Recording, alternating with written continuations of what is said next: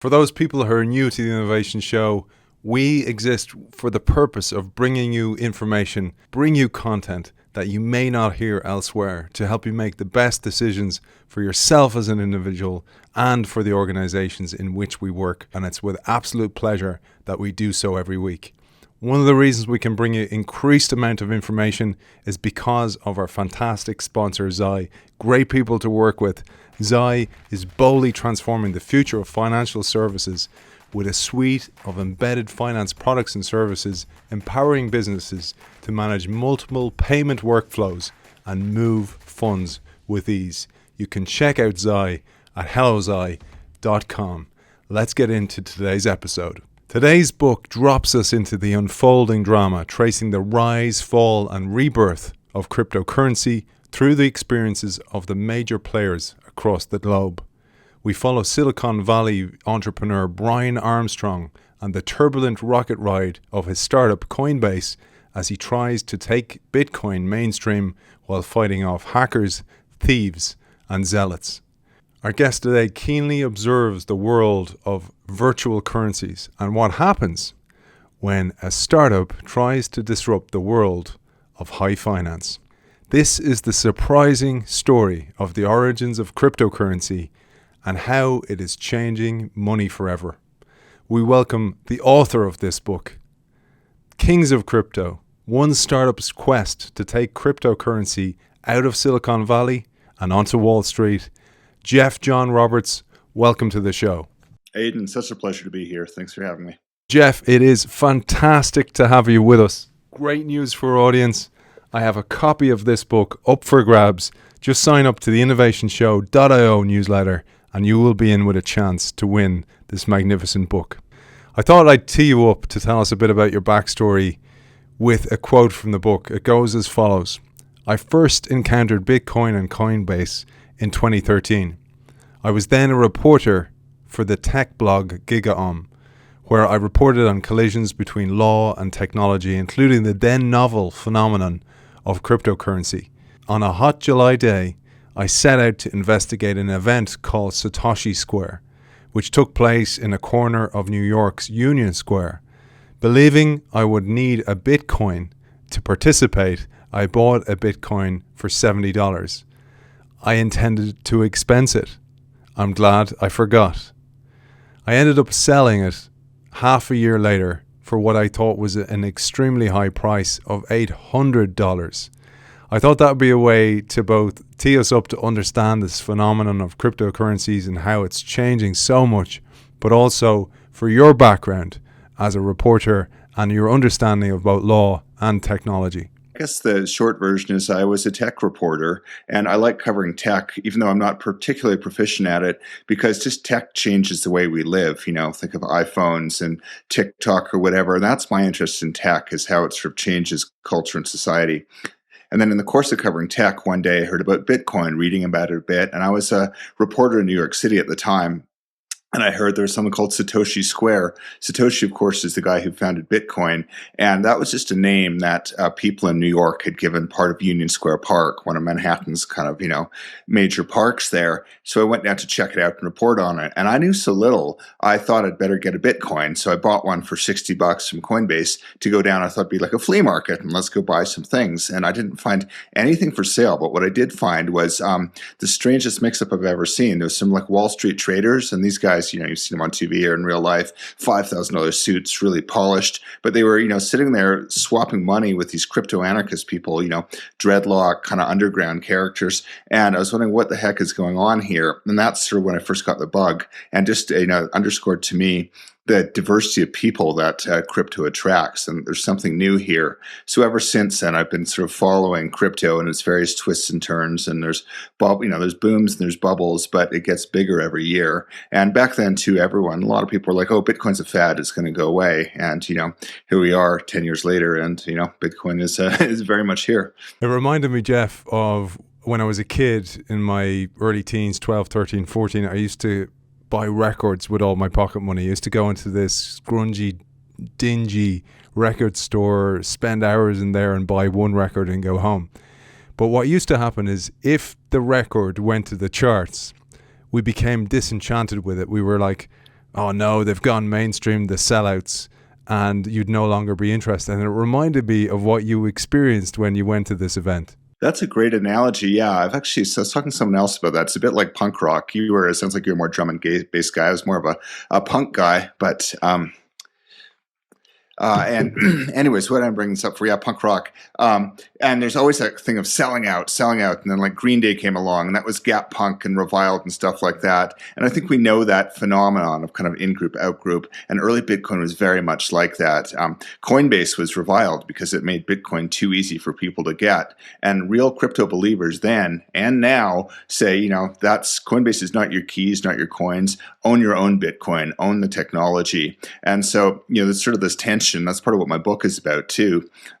To a degree, the purists are right. If you really believe in decentralization and Bitcoin, you don't use a service like Coinbase. However, if Coinbase hadn't come along, I think it's likely that Bitcoin would still be very small and sort of a kind of a subculture rather than the mainstream thing it's ended right now. So I don't know how you feel, Aidan, about like your music going popular. You can see the good in it as well as the bad. Well, I certainly wish I bought Bitcoin instead of records, because I'd be able to afford to actually buy a record label at this stage if I did it back then. Speaking of purists, one of the characters that you follow closely in the book, and he's almost like the arc of the entire story, is Brian, the founder of Coinbase. Let's tell our audience a little bit about him, because he's the key character in this story. Brian Armstrong is the founder of Coinbase, still the current CEO. Frankly, he's just a nerdy guy who grew up in Silicon Valley and was sort of typical path of other engineers. I think he started a tutoring company, worked at Airbnb, nothing very remarkable. And then I think he went traveling in Argentina and South America. And it's funny, I've heard this story from a few like Bitcoin entrepreneurs that opened their eyes, seeing hyperinflation in South America, be it Venezuela or Brazil, or in Brian Armstrong's case, Argentina, and this notion of like being at the mercy of a government that just recklessly prints money, so that the money you earn this week is worth half as much next week because they simply printed too much of it. And that's what drives a lot of these early crypto people, and some of them now too, especially in light of the recent bouts of stimulus payments. I'm not really ideological like these people, but a lot of them are like, hey, this thing's going to blow because the central banks are printing money like crazy. So go to Bitcoin. So that's what's driving a lot of these early people, including Brian, which led him to start Coinbase. Well, Brian was certainly a punk rocker, if you want to call him that. He was a purist. But let's use Brian as a way to talk about how Brian got into this in the first place. It was that famous paper, that white paper written by Satoshi. And Brian read it 3 times, as he often does, for different reasons than the rest of us. But maybe let's use that and to explain Satoshi. Yeah, this is a common story. I mean, I've read Satoshi's paper too. I'm not very technical though, and maybe not smart enough to really get it. But, and I was like, oh, that's kind of interesting. But I'd heard about Bitcoin already though. But a lot of people, including Brian Armstrong, read it. It's just 8 or 9 pages. And it's sort of, not particularly remarkable in some ways, except Satoshi was the first to figure out, because I guess people have been working on anonymous digital money for decades. There's a group of people in San Francisco Bay Area called cypherpunks that really like cryptography and wanted a new type of money. And the craziest explanation or theory for Bitcoin, I don't know if it's true or not, but one of the early Bitcoiners, and probably one of the guys who is or worked with Satoshi, is a guy named Hal Finney, a programmer he died of ALS years ago. But a popular explanation for why he started Bitcoin is he crypto, how do you say this word? I can't say the word. He froze his body. Aidan, help me. When you cryogenically froze, I think. Is that right? Thank you. You've got crypto on the head, man. Yes. Cryogenic is the word I was looking for. But this is true. Hal Finney, the possible Satoshi, his body is frozen, so that when they thaw him 2 centuries from now, he wanted to have money from when all these tech guys kind of emerge into whatever the new world is, and Bitcoin will be there. So it's kind of far out, but it's also possibly true. There's a constant jeopardy that runs through the book between the law and these breakthrough currencies. We know that because we know that they've been used for nefarious reasons in the past because of their anonymity. One of the other key characters he introduced at this stage in a chapter called The Outlaw Currency is Katie Hawn. I'll prime you here with an example, an excerpt from the book. You say, Katie Hawn typed the letters FNUNL new on the new criminal file. which means first name unknown, last name unknown. It's how federal prosecutors refer to suspects yet to be identified. Hahn was glad for the opportunity to track down this FNU LNU, whomever he was. A blonde woman brimming with energy. She had arrived in San Fran. It was '09 as someone streaking to the top of the legal world. Maybe we'll use that as a way to both introduce Katie, but also introduce the jeopardy of law and order. Yeah, let's talk about Katie Hahn for a sec. I mean, today she recently left Andreessen Horowitz, which is the famous crypto venture capital firm, to start her own. She's now quite rich and famous, on the cover of Fortune magazine. But back then, she was a prosecutor. She, went to law school, clerked at the U.S. Supreme Court, which is, no easy thing to do. Came to San Francisco to be a prosecutor at the Justice Department, was prosecuting bikers and things like that. However, in some of these criminal cases, they were catching criminals with Bitcoin. And so, her boss there, this was early days then, but he thought someone, there must be sort of like a cartel behind Bitcoin, or there must be, sort of some Mr. Bitcoin who was the money launderer for the criminals. So he actually asked this woman, Katie Hahn, to go prosecute Bitcoin. It's in retrospect, it's absurd. It's sort of like, Aidan, please go prosecute like £100 note. It's a very ridiculous idea, but that's how little law enforcement knew about it then. So she, it's like, your boss tells you to do something, even if it's ridiculous, sometimes you do. So she opened a criminal file, and that's often what they do with prosecutors. You don't know who it is, but you've got a case. There's like a murder or whatever, and you open it FNU LNU. First name unknown, last name unknown. And she was, and the point is, you solve the case, then you figure out who it is, then you put Mr. Bitcoin's name on it. But obviously, that's not how it works. And it didn't take Katie Hahn long to discover that. You do such a brilliant job of educating us about Bitcoin and cryptocurrencies as we progress through the story. And I didn't want to jump too far ahead in the story without actually getting to this, explaining Bitcoin in the first place. Yeah, okay, let's step back and say, what is Bitcoin? The way I explain it to most people is it's a computer program, because it's such a weird thing to get your head around if you're unfamiliar. What do you mean this digital money? Why is it worth anything? But you have to understand blockchain technology, and a blockchain is simply a computer program. You can run, all your listeners out there, you can go out and download Bitcoin and run it on your computer, just like Google Chrome or Microsoft Word. It's a software program. But what's distinct about blockchains are this is software that collaborates with a bunch of other people on the network, and you work together to maintain this ledger of transactions. And every 10 minutes or so, a new block is added to the blockchain. And in that block is a record of transaction, like I paid Aidan, Aidan paid Sally. It's all recorded in there, and no one can tamper with it. No one is really in charge of it. And they're simply, using, an algorithm. There's a mechanism by which people agree what the official transactions are, and the blockchain gets longer and longer, and the longer it gets, the stronger it gets. Of course, every payment is recorded in someone's wallet. A wallet, again, is just sort of a piece of software that shows how much Bitcoin you own. And for real beginners out there, you might have heard Bitcoin's $50,000 or $60,000. Funny, a lot of people don't realize, just like a dollar bill, you can cut into 100 pennies. You can cut one Bitcoin into, I think, down to 1/16. The smallest unit is known as a Satoshi. So if you want to go out and buy Bitcoin with $5, you can. You're just going to get a tiny little bit of it, and that will show up in your software wallet, and it'll be recorded on the blockchain. Everyone will know it's yours until you spend it, and so it goes. For most people, this is a minefield. Trying to understand, how do I buy some coins? I need the middleman. I need somebody to make it simple, and this was the opportunity that Coinbase saw and Brian saw. Yeah, exactly. I'm not particularly technically savvy either. I like reporting on it and how it changes things, but actually playing with it, I don't have a natural aptitude for it. But the one concept to understand, and this is a broader thing in cryptography, is the idea of a public key and a private key. And the analogy people usually use is a mailbox. You can put your mailbox on the street, and the front slot is open. Anyone can put something in that mailbox and send it to you. However, in the back of that mailbox is a private key. Only you have that. Only you can unlock it, or else everyone could come in and reach into your mailbox and take it. That's a bit like how a Bitcoin wallet works too. You have a public key. I can publish it there for all of your listeners, and no big deal. They can't rob me because of that. They can send me Bitcoin. I can use it to identify myself. However, I have a private key, and that private key is how I get to my wallet. If any of you, anyone out there sees it, they could grab that, and then, you're always hearing about people getting hacked in Bitcoin. That's how, you're not careful with your private key, you get robbed. That's going to happen. But the catch with this is holding a private key is not an easy thing. It's a long string of numbers, sort of like 64. Might be capital B, exclamation mark, CC. It's a long, unwieldy phrase. And there's ways to, if you want to keep your private key, there's services that can make it easier for you while you retain possession. But what Coinbase does, and what PayPal does, and eToro in Europe does, is they'll offer to take care of that for you.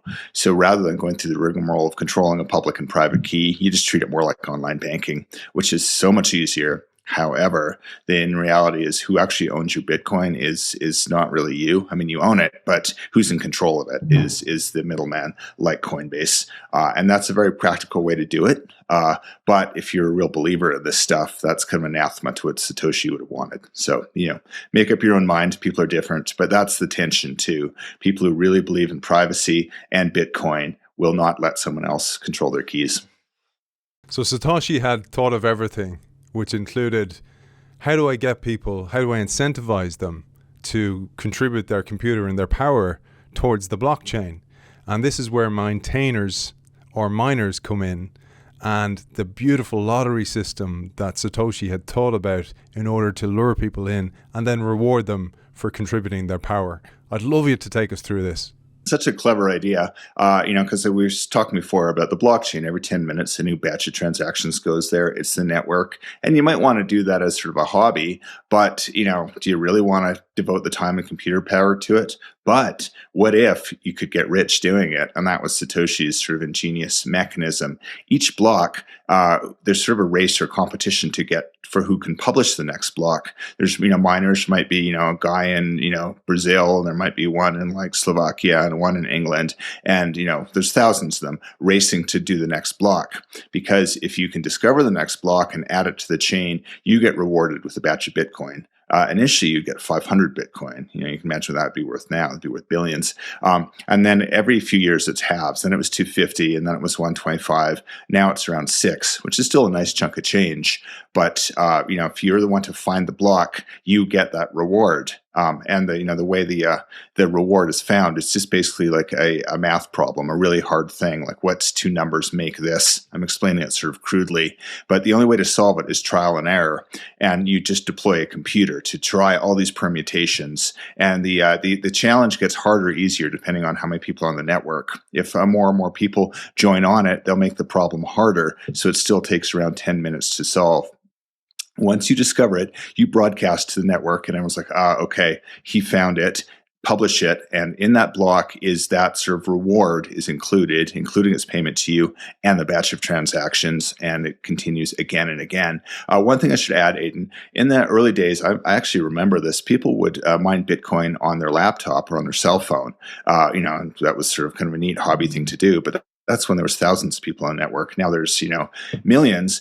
So the only way to mine is to buy specialized computers, so you'll see these server farms. It'll be like, these places in Texas that are just like a big warehouse full of servers drawing on like solar energy, ideally. Some places, unfortunately, is coal, and they throw massive power at it to solve this math problem. And for some people, this is an issue. That's like, it's an environmental disaster because, we're talking about like, I think some people say it's like the equivalent of like Finland or Argentina, I can't remember which country, just to mine Bitcoin.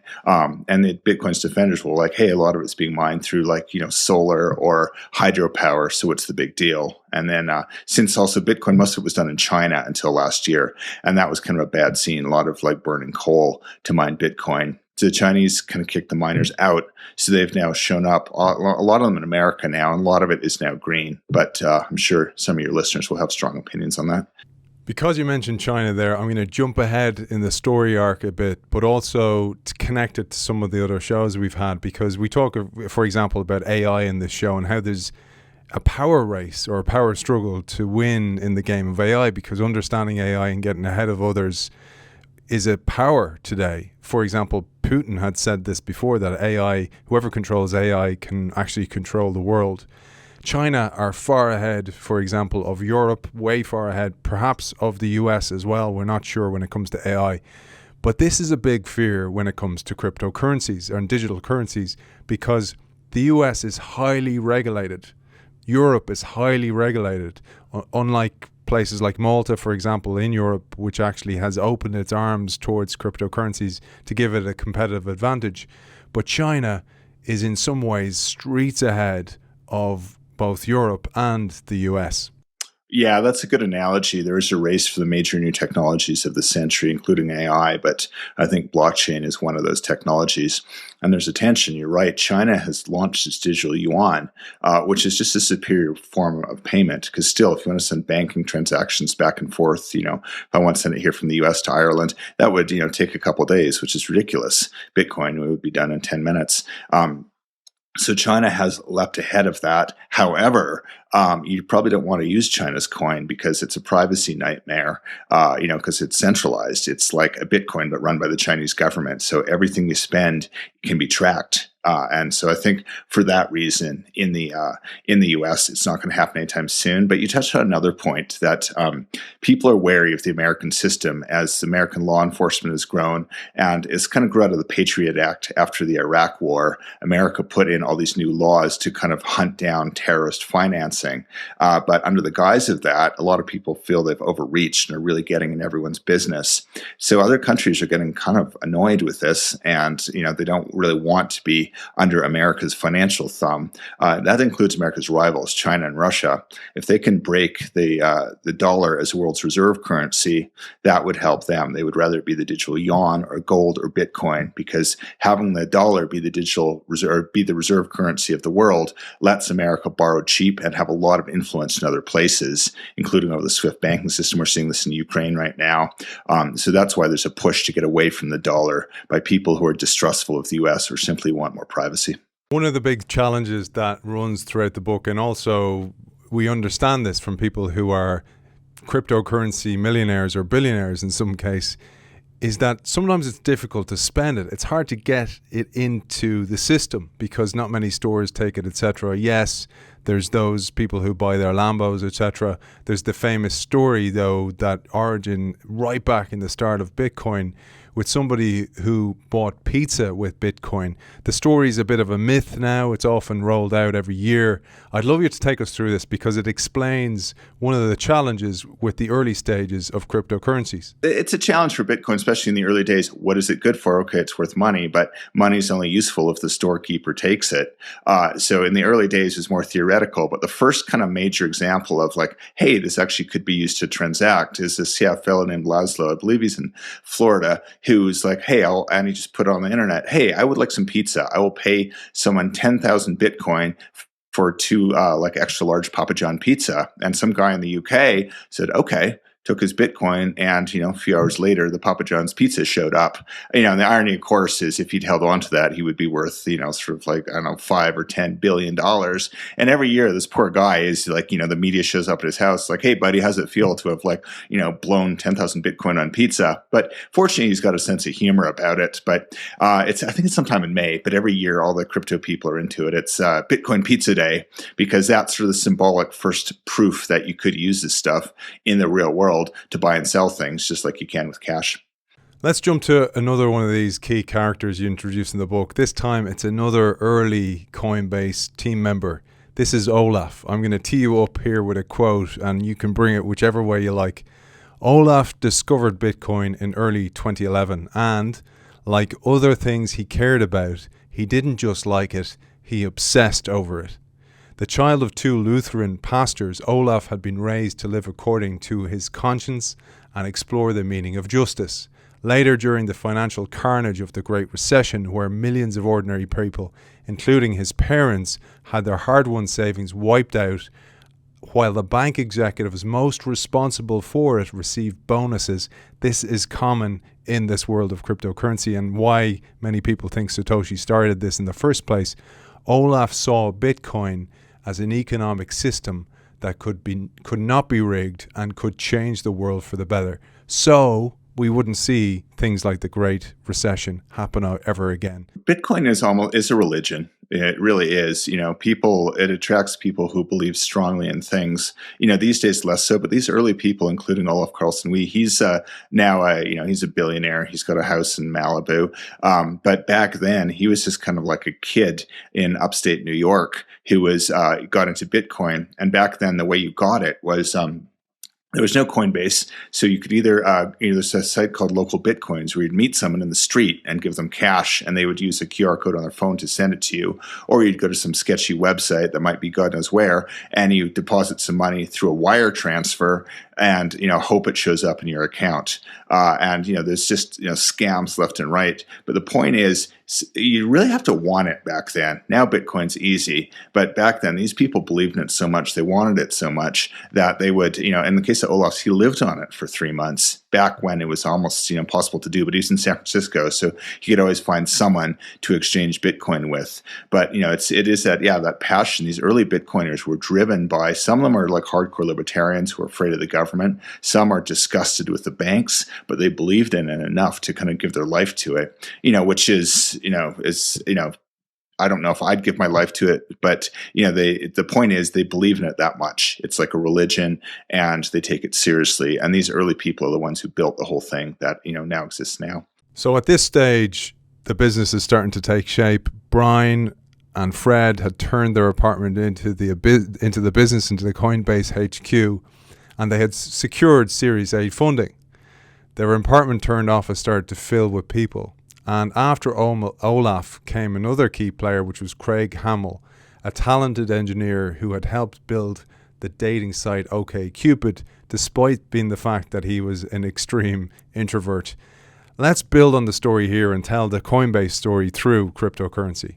Yeah, this is a common story with startups, why I like covering them, and Silicon Valley as well. There's just nowhere quite like it. The mix of people who will eat ramen noodles and work 16, 20 hours a day to build something out of nothing. And speaking one more early character, you mentioned Fred a couple times. So Brian Armstrong, the founder, after he kicked out his would-be other founder, who is an English fellow and this English fellow, initially, this was a fundamental tension of Coinbase starting, was his name was Ben, and he hated the idea of having Coinbase control private keys. That just went against religion. So over this, he and Brian Armstrong fell out. Brian was a pragmatist, no, we have to do this to build Bitcoin. It's sort of like, does the end justify the means? And they fell out of this.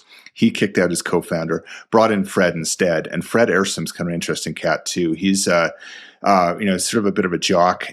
He went to Harvard Business School, and he was working at Goldman Sachs in New York on Wall Street. But in his spare time, he spent it all on Reddit reading about Bitcoin. And at Goldman Sachs, if you brought it up, they're like, oh no, that's for computer nerds. And so, he quit and moved to Silicon Valley like people do. And with Brian built this. And then they started attracting the other people like Olaf, like Craig Hamill, it's this sort of nerdy coder. But the point being, a startup like this, you need believers who believe in the mission like this. And these guys were just in San Francisco apartment working around the clock, security nightmares here and there, technical bugs. And they just worked and worked and worked until one day they raised $5 million. And, that's of course a lot of money. But, if you look at, if you follow business at all, companies are raising $100 million left and right. But back then, no one wanted to fund Bitcoin. It was, too flaky. It was too dangerous. It's too much law enforcement risk. So they had to beg and plead, and by some miracle got $5 million. This wasn't this long ago. I think this was in 2014. But back then it was impossible to get anyone to fund Bitcoin, but they did. And of course, from there on, it took off. Let's share a little insight into Coinbase's culture, because Bloomberg Businessweek described Brian and Fred as Vulcan bankers. And they were famous for the grueling interviews they'd put people through in order to filter only the best for Coinbase. Well, let's touch on this culture, because this had a dramatic effect on the type of people they brought into the business. This, Silicon Valley startup culture can be intense. And I think a lot of people might find it obnoxious for good reason, because these people, work like maniacs. and glorify that. And yeah, in the early days of Coinbase, they would give these incredible brain teasers. It'd sort of be these stress interviews, and you had to pass it. You had to tell them something interesting they didn't know, and then also solve some like bizarre math problem they threw at you and gave you 10 minutes to solve. And that's what early Google did too. And the culture that's sort of very intense and competitive and not touchy-feely at all. But if you believe in that ethos, it's sort of the end justifies the means, and you sacrifice anything to build the company. And that's, in this case, it's a crypto company, but that's how other companies are built too. And a lot of the tech giants started that way. That's just the Silicon Valley way. So it wasn't all rosy. We know that everything is born out of struggle, and this was no different for Bitcoin or cryptocurrencies. There was a bust in 2014. This was the arrest of Dread Pirate Roberts. This was the toppling of Mt. Gox. This had a dramatic impact, and it was a key moment in the rise and fall and rise again of Bitcoin and cryptocurrencies. This is Bitcoin's, let's call it like awkward adolescence. It was sort of like some dark days there. Mt. Gox was the biggest platform for trading Bitcoin. It was based, I think, in Hong Kong and or somewhere in Asia. But anyways, Tokyo, I'm sorry, it's in Tokyo. And this is where everyone got their Bitcoin from. But then it got hacked in a devastating fashion. Like hackers got in and robbed all of the Bitcoin. So this was caused the price of Bitcoin to collapse. Obviously the optics of it weren't good. People thought it was for criminals already. This didn't help. A lot of people lost a lot of money. So that was sort of this existential early threat that Bitcoin faced. Mt. Gox, by the way, just a quick aside, is shorthand for Magic the Gathering online exchange. Even I'm not this nerdy. I know what Magic is. I had friends play it, but Magic is a popular board game. And a funny thing, all the early crypto people play it. It's a bit of a kind of fantasy card game. And so the guy who built Mt. Gox named it after, because originally it was for trading Magic cards, then he pivoted it to Bitcoin. So just again, the colorful stuff of the early Bitcoin days are really something. But where else? Do you want to talk about Silk Road? The Silk Road is such an important aspect of this because it displays the fact that cryptocurrencies, because of their anonymity, you can't track people. They can be used for nefarious reasons, and they have been used for that, and they still are being used for that. And this is one of the reasons we have such a bad name around cryptocurrencies, and as you identified in the early days, why nobody would go near them. Yeah, it's been some time past, so maybe some of your listeners aren't familiar, but the Silk Road was this online bazaar. There's still sites like this today, but this was the first and earliest one where you could buy anything. You could buy any drugs, you could buy weapons. It was just this giant free-for-all of illegal services. And the guy, Ross Ulbricht, he's doing life in federal prison right now. Very smart guy, though. He went by the Dread Pirate Roberts and operated this site. There's a very good book called American Kingpin by Nick Bilton, which tells his story.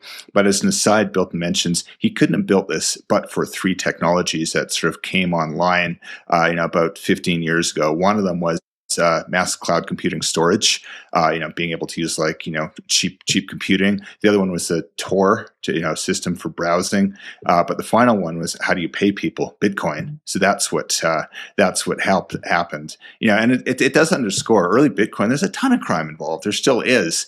Bitcoiners are very sensitive, saying, why are you calling my thing criminal? And today the reality is most people who use Bitcoin are not criminals. And drug cartels use $100 bills and like Apple gift cards to move their profits. And some people use Bitcoin. But in the early days, the percentage of Bitcoin users who were criminals was frankly pretty high. A hell of a lot of hacking goes on, Jeff, as you know well, as you cover in the book and from studying this work and researching it, etc., because it's digital. And as a result, many people have had their keys stolen, they've had their codes stolen, they've had their accounts hacked, etc., etc. So that's one side of the coin, excuse the pun. The other side then is, what about the people who have coin and want to extract it to buy things? They have often found creative ways, let's call it that, to do so and get their money out to be able to buy things in the open market. Yeah, that's a big challenge in that, Bitcoin, you can move it around, you can move it to other coins, move it back and forth, but the blockchain is visible. They can see the transactions moving back and forth. They don't know who controls the wallet. But if you're not careful, and this is how they usually get tripped up, at some point you got to cash out. So you touch a conventional banking system where you run into things like anti-money anti-money laundering laws, know your customer laws, and things like that. So that's typically how they get caught. I think people recycling email addresses. There was recently this couple in New York. You might have heard about it. It was this Russian guy and his American wife who I think there was another big hack worth $4 billion. And it found out they had the keys. They were money laundering for some Russians. And this woman was like, his wife was like an influencer. But anyways, they grabbed them. But that's how they tripped up. The guy recycled the same email address at some point somewhere. And one of the online sort of law enforcement detectives found it. That's how people typically get caught. If you stay in Bitcoin, you're safe. But as soon as you try to move it into regular money, that's when they're really watching you. But in terms of other scams, I mean, it's if you get someone's private key or you simply hack the exchange. That's happened to almost every exchange. And, if you can get in there, you can start moving Bitcoin out because it's just a piece of software. It's, easier than robbing a bank that way. And then, of course, Bitcoin sites themselves, too. It's like, hey, send me money. And then they will just simply vanish, with your Bitcoin and your money. And that's just been part of crypto since day one because it attracts libertarians, idealists, and criminals. One of the really interesting ones was I've heard of people, for example, using their business account to pay for lunch, for example, for their wife or family, etc. But some of the expensing and the creative expensing that went on with cryptocurrencies was really interesting. There's a great one that you share in the book. Oh yeah, no. Needless to say, the tax man finally got interested. But what some companies were doing was shady companies was buying Bitcoin and writing it off like it was a computer because it's a technology. Well, as I keep saying, it's software, so maybe they have a point. But it'd be like buying gold bars and then declaring them as a tax deduction. So that brings us today where the tax authorities are very interested in this because there's so much money there, and now they're hunting it down. But in the early days, it was a lot looser, and people would try and get away with stuff like that. I love that. That's not a gold bar. That's a doorstop. That's a paperweight for my office. Moving on at this stage, we've gone through many of the peaks and troughs in Bitcoin at this stage. But you, at this stage, say even more important than Bitcoin's bounce back at this stage was the appearance of a new digital currency called Ethereum. The idea for Ethereum had been set out in a Satoshi-like white paper in late 2013. Ethereum enjoyed a special advantage over Bitcoin. It had an acknowledged leader in the form of its wunderkind creator, who would become the most famous figure in cryptocurrency after Satoshi.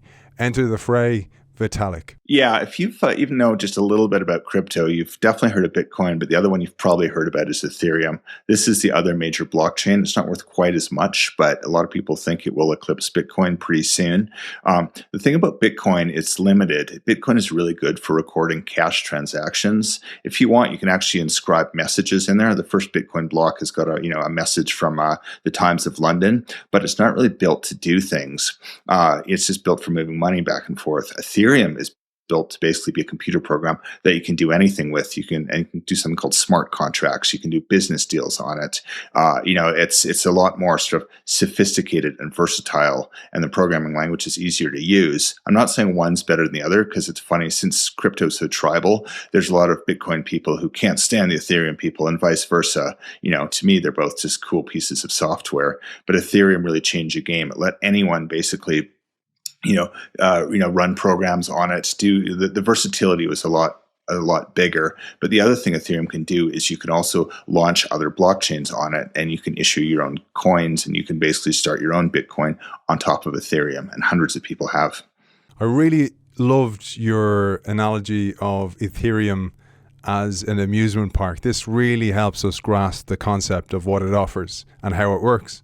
Yeah, I think Ethereum it's like you'd pay Ethereum to get into the amusement park, and in this amusement park, there's a lot of rides that you can go on. But all of those rides require a little bit of Ethereum to get on, but then you have to buy a special ticket for each individual ride. Maybe the analogy is a bit crude, but it sort of sits atop. You put it well. Ethereum is a platform for a lot of these other crypto activities to go. And what happened in this sort of the boom of 2016, 2017 is everyone rushed in and said, I'm going to build a ride give me some Ethereum now, and then like next year my ride will be finished and I will give you like free tokens to ride on this ride. But what happened instead, of course, was the financial incentive is a bit skewed because a lot of these new companies would raise like, $100 million worth of Ethereum, 200 million worth of Ethereum. And now you've got these sort of like 23-year-old coders who have 200 million in the bank who are promising to finish this brand new ride for you to get on. But guess what? They like, hey, I can ride a private jet now. I can buy all the vodka and bottle service I want. So a lot of them just kind of like ended up, sort of fiddling around, not doing what they said. And some of them were just outright scams. Like, I'm going to build this, super roller coaster. Give me some Ethereum and you will have like lifetime Ethereum tickets when it's fair, lifetime roller coaster tickets when it's finished. But instead of actually doing that, I just abscond with the money and sit in like Tahiti or something. I was pretty much and probably still am, quite an introverted person, but I was a quiet kid and didn't mix very much, stood to myself, etc. And I didn't see it any other way. I didn't see it as being bullied or ostracized in any way. But oftentimes those types of kids were. But we're seeing a reversal in roles in this digital world. And there's a great quote by Bill Gates. He says, be nice to nerds. Chances are you'll end up working for one. And that was certainly the case for Bill Gates creating Microsoft. But this is also a trait that you see in a lot of these creators. Vitalik came from a background where he had a very abnormal, if you call it that, upbringing. He wasn't into normal things, etc. He was wired differently, and you can see how that's such a benefit in the world today to think differently. It certainly did, yeah. You talk about sort of the nerd who gets, wins later on is kind of a common story now. But the interesting thing about Vitalik, the founder of Ethereum, is, you think of like Bill Gates as the nerd, and no one actually really liked him, or Mark Zuckerberg, because these guys sort of seem like, you were mean to me once, now I'm going to be mean to all of you. Vitalik is sort of a special individual. He's a genius. He speaks English, Russian, Chinese. His favorite toy when he was 4 years old was Microsoft Excel. He's like that, very on the spectrum, but brilliant. But the interesting thing about him, he's sort of a deeply human person. His parents were Russian dissidents who raised him in Toronto. And I think even in the current conflict with Ukraine, even though he's ethnically Russian, he's come out and spoken up for Ukraine. And he's got this sort of deep humanity to him, because a lot of crypto founders and tech founders can be kind of nasty. They remember the slights they experienced in high school, and now they're out to make up for it by buying the biggest car or throwing their money around.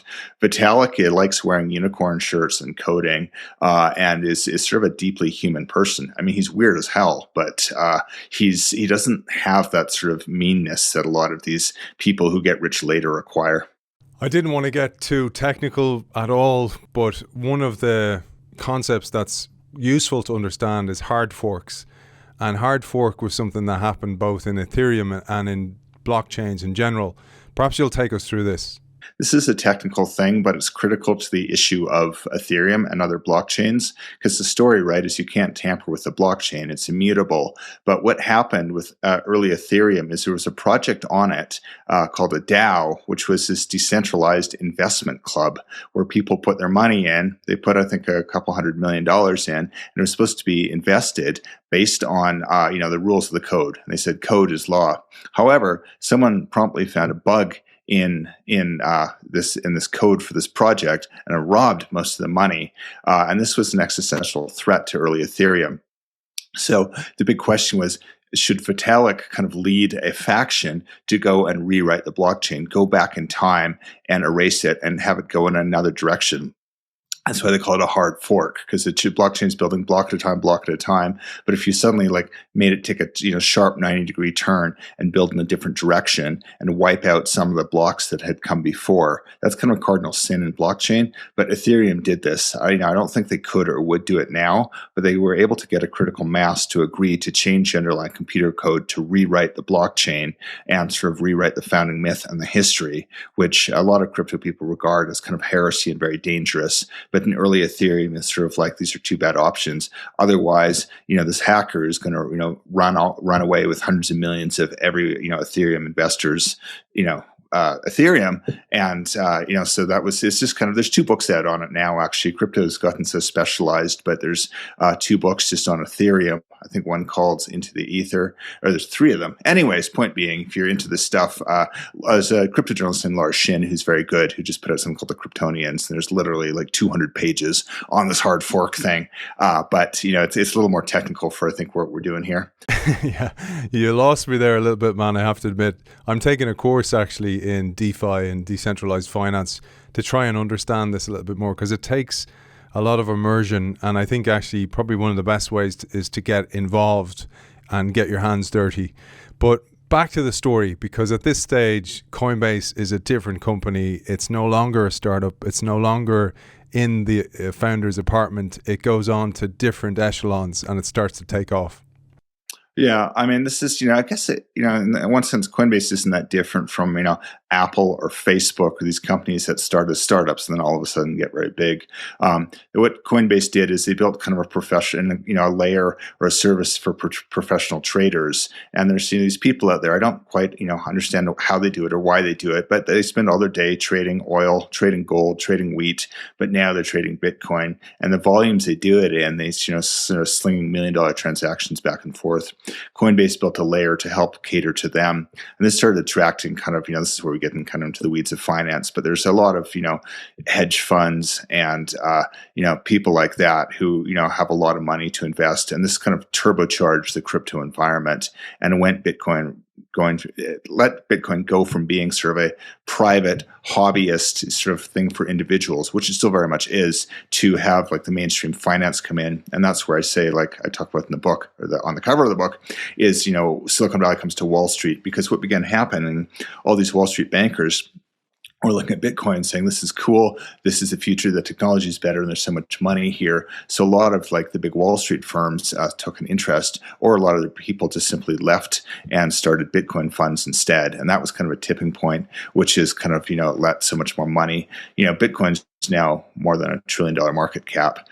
So, it sort of shows how, that's enormous. That's the size of like Walmart or something. And that's sort of the big change, and got sort of turbocharged by the Wall Street, crowd coming in.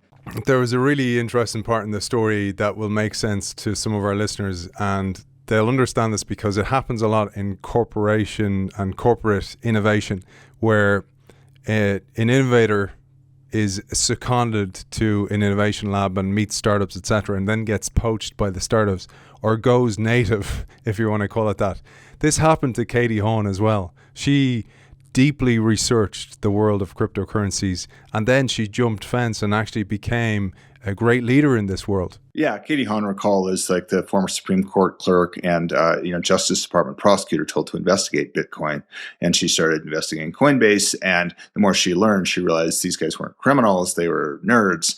And she got the crypto bug herself, and then eventually kind of quit her government job and ended up sitting on the board of Coinbase, and is now like a massive crypto investor. I mentioned Katie Hawn is firstly to show our audience where she is at this stage in the story, but also to shine a light on what's happening from a governmental perspective, because at this stage Congress don't really know what to do. They don't know how to treat this. They can't tax it. How do they rein it in because it's anonymous, etc.? And one of the reasons I say that is when we look back in the rearview mirror on this whole innovation in the world, the choices we make today, the regulations we put in place, will either hamper or accelerate progress. And some governments are turning their back on digital currencies. Others are embracing it warmly. And I just wanted to share your thoughts on this, where it was at this stage, but also where it's all going in the future. Yeah, this is the big story right now in terms of what should governments do, because for a long time they just kind of ignored it or said, oh, that's just for criminals, and sort of the FBI would look into it a bit. But now, as it's becoming so big, Bitcoin and crypto is starting to, challenge the dollar as a mainstream payment form. And then also they want the tax revenue from it. People used to hide their money in Swiss bank accounts. A lot of them started hiding it in crypto. And now the governments want their cut, as what do they say? Things inevitable are in life are death and taxes, and that's all come to crypto now too. And also, we're seeing like things like ransomware. The ransomware epidemic of the last few years was driven by crypto, so that's caused governments and law enforcement to take a really hard look at it. And now we're at this kind of critical juncture here in the U.S. The senior Democratic Party have been quite hostile to it, regarding it as sort of a scam or dangerous or crime. But interesting things happening within the younger generation. So many people own crypto and use it that they see it as a way for financial inclusion. In the U.S. too, there's a big income inequality problem here, and so poorer parts of the U.S. You can't find good grocery stores. But the other thing you can't find are banks, because the banks don't want to service low-income communities. So a lot of them are turning to crypto, or for sending money overseas too. A lot of people want to send money home. Filipinos or Mexicans working in the States want to send remittances home. It's worth tens of billions of dollars, but Western Union takes a big cut of it. 8% of whatever they're sending. Or I don't know if it's that high, but it's not cheap. It's maybe 6%. But if you use crypto, it can be almost free, and that's what actually Coinbase is experimenting with right now. So there's all these potential benefits from crypto that, if they can just get the law right, you could harness. But the fear is they're simply going to crack down at it and treat it as a criminal enterprise, and that a lot of it's just going to flee to Asia or go elsewhere, because you're never going to kill it. But what you can do is really harm the innovation.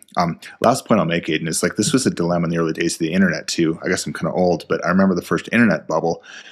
And it seemed like all this opportunity, look, all these things you can do. But a lot of people are like, wait a minute, the internet's for crime. Look at all this pornography. Look at, these sort of shakedowns. Who are these anonymous people? How dare they? So there's sort of a move to like try to shut down the internet because it's for crime. And rarely, I wish this happened more, but at the time, the US government wrote a couple of very enlightened laws to basically encourage the internet to develop in the US while sort of reining in some of the worst parts of it, but preserving the innovation and keeping it in Silicon Valley. And because that's meant a huge boon to the U.S. because of all the big tech companies are here. Point being, crypto, like the internet, is a technology. It's not going to go away. You can't put technologies back in the box. So the best thing you can do if you're enlightened is try to develop policies to let it flourish on your soil. If you do it badly, you'll drive it away, and someone else will reap the benefit of all that innovation. So that's where we are in the U.S. right now. A lot of younger people are coming around, including young politicians. Unfortunately, a lot of old-time, 80-year-olds don't like it, don't trust it, but unfortunately, a lot of 80-year-olds are running the government right now. One of the reasons I wanted to share your views on regulation there and how Congress reacted is because innovation doesn't stop, change doesn't stop, it doesn't hold up. It can be held back for a little while like a dam, but it eventually bursts through. And there's a quote here in the book that will explain what happens next. You say, as Congress dithered, one of the most outrageous financial bubbles in modern history was swelling faster than a new celebrity's ego. Every day in 2017, someone on the internet announced a new token project.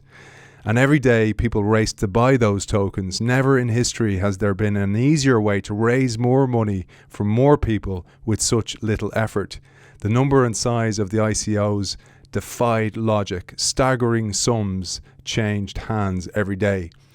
This was an event many of us in this world remember, but it also sullied cryptocurrencies. It poisoned the well so that we thought all the water was spoiled. And unfortunately, this happened.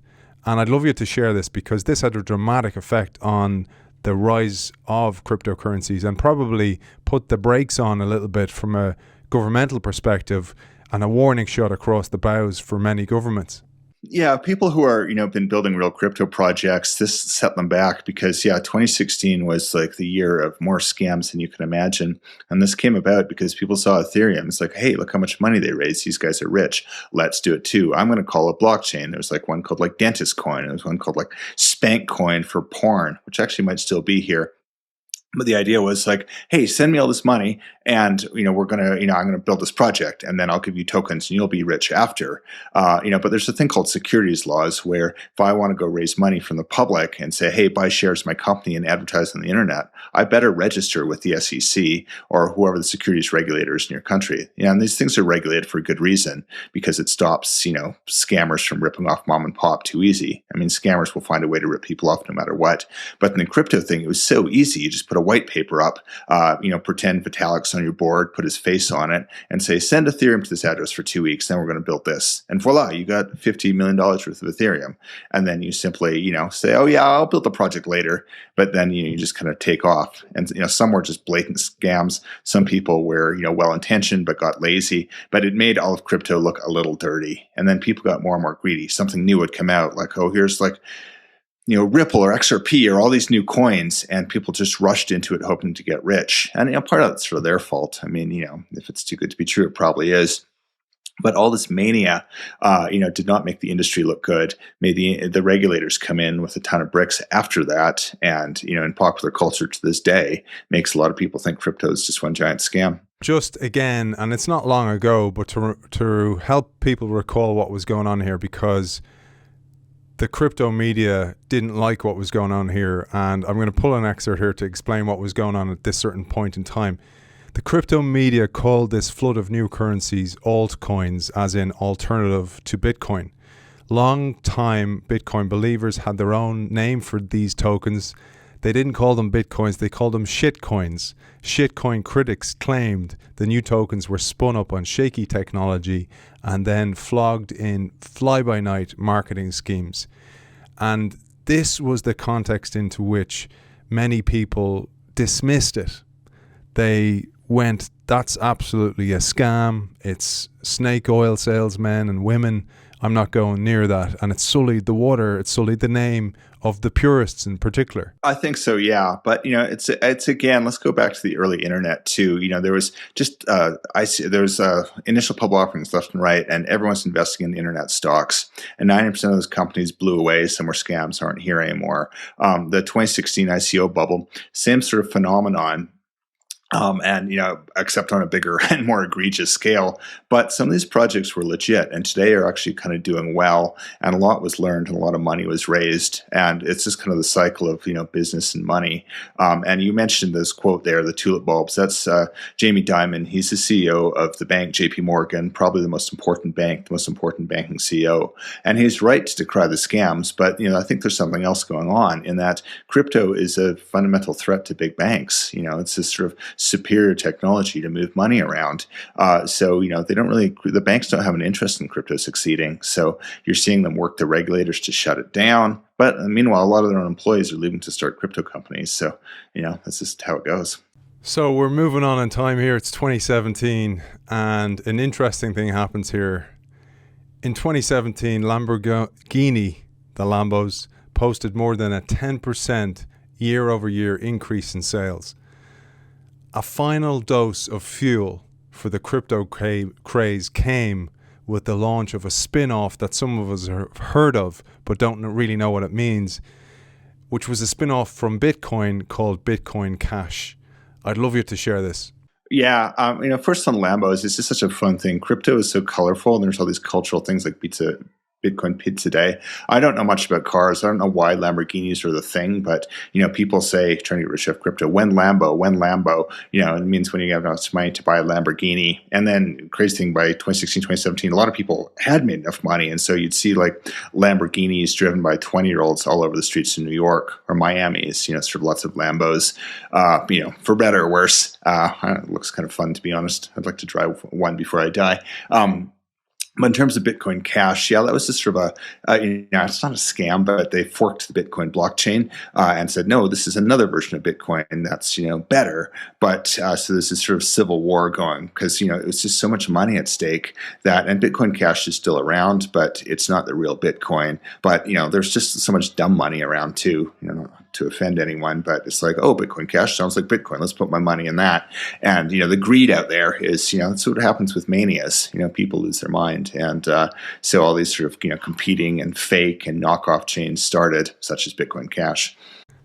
You mentioned a phenomenon that is so typical in innovation, which is the arrogance of success or the complacency that success gives you.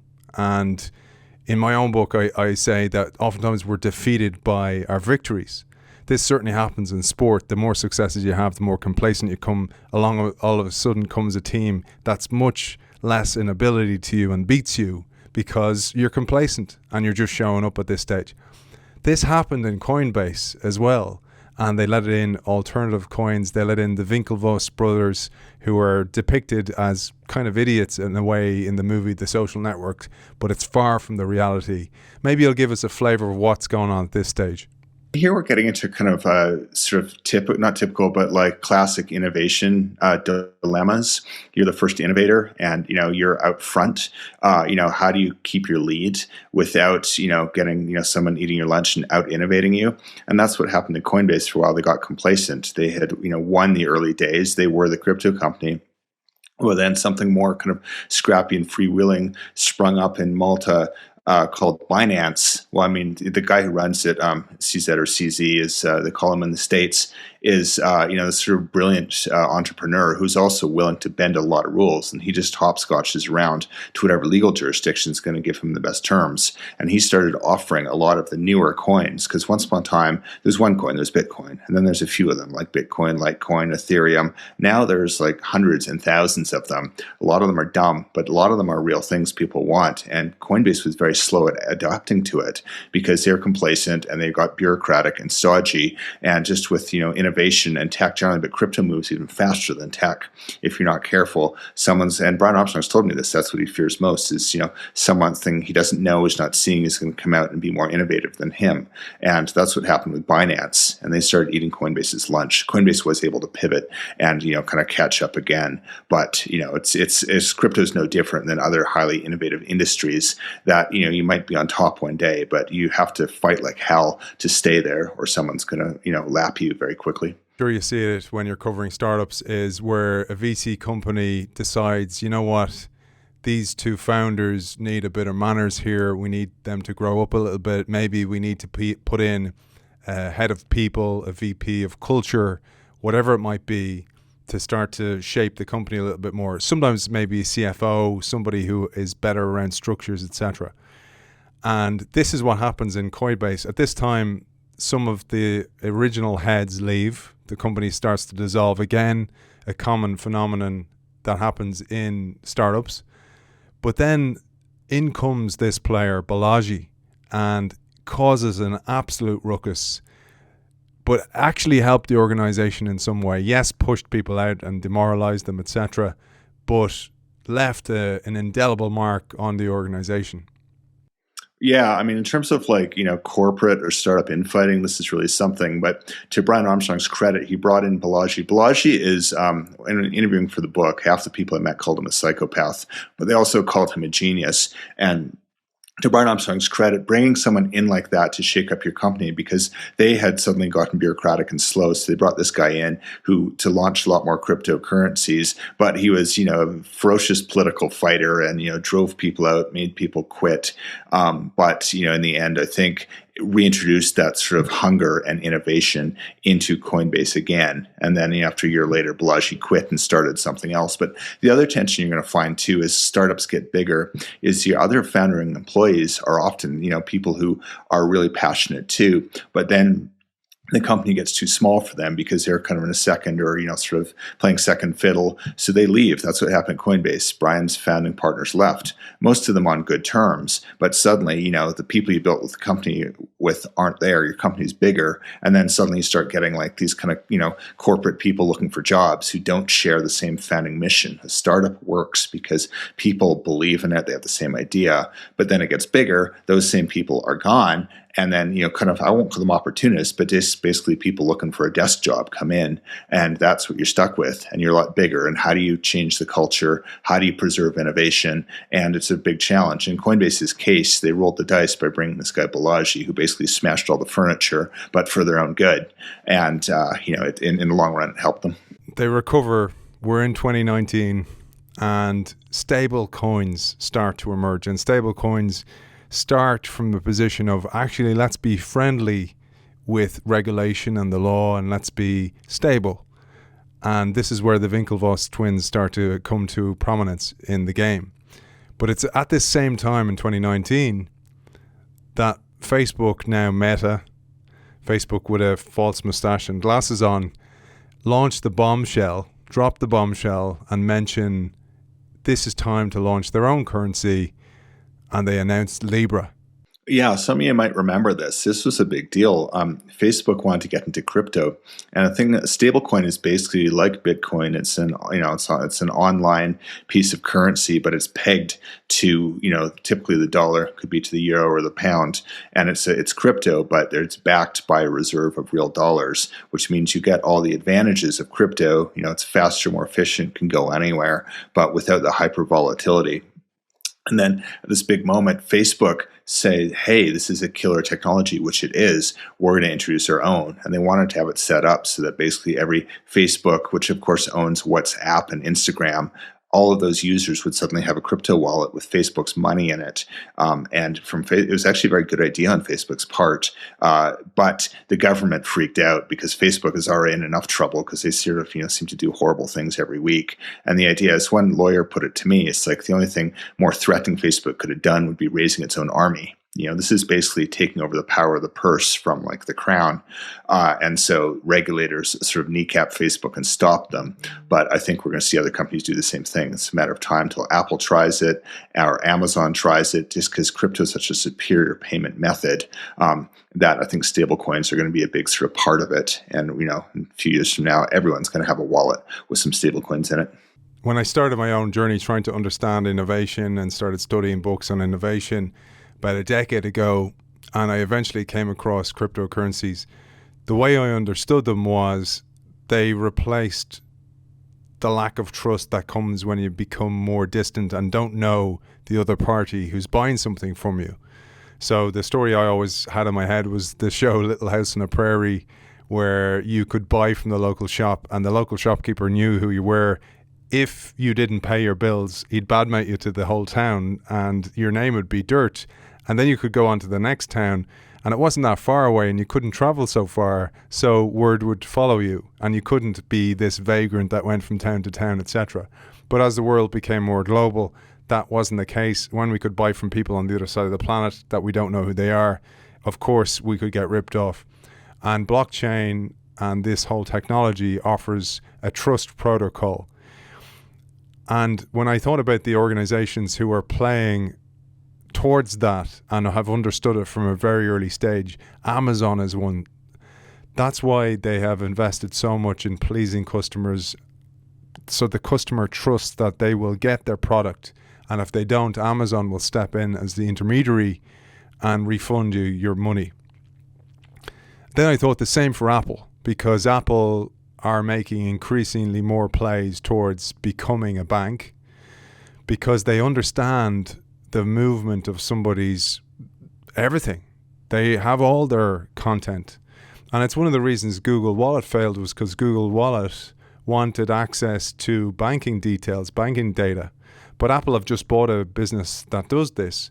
And it's starting to look like they're putting the right jigsaw pieces in place in order to become a player.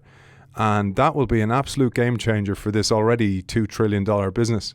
Technology, as I keep saying, doesn't go away. You can't put it back in the bottle. Crypto is with us, and it's getting bigger every day.